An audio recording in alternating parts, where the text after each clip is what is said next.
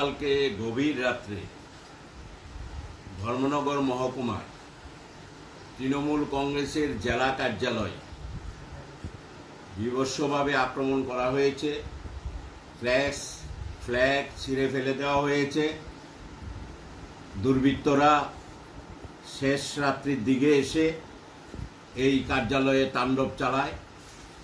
গত 7ই আগস্ট এই কার্যালয়ে একবার আক্রমণ করা হয়েছে প্রকাশ্যে দিনের বেলায়। এখন এই দুর্বৃত্তরা, দুষ্কৃতিকারীরা দুর্বল হয়েছে, জনবিচ্ছিন্ন হয়ে পড়েছে। এখন প্রকাশ্যে করতে পারে না, কিন্তু রাতের আধারে এসে ফ্ল্যাক্স এইগুলো নষ্ট করে দিয়ে কার্যালয়কে নষ্ট করে দিয়ে দেওয়া হচ্ছে। এই ধরনের সন্ত্রাসের যে রাজনীতি বাতাবরণ সৃষ্টি হয়েছে, দুর্ভাগ্য।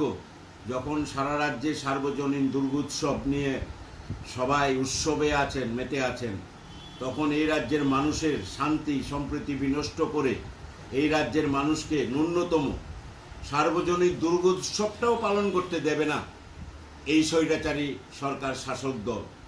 এই দিনেও, এই দুর্গোৎসবের দিনে এইভাবে আমাদের কার্যালয়টা আক্রমণ করা হয়েছে, ফ্ল্যাগগুলো নষ্ট করে দেওয়া হয়েছে। আমরা এর তীব্র ধিক্কার এবং নিন্দা জানাই। পুজোর পরেই আমরা বৃহত্তর আইন অমান্য আন্দোলনের দিকে যাব।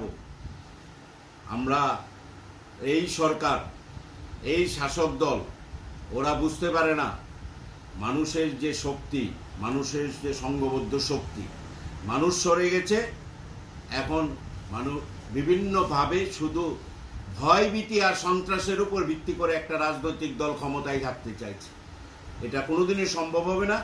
আমরা বৃহত্তর আন্দোলনের দিকে যাব এবং এই ঘটনায় এই ধর্মনগরের কার্যালয়ে যারা আক্রমণ করেছে তাদেরকে অবিলম্বে গ্রেপ্তারের দাবি আমরা জানাচ্ছি।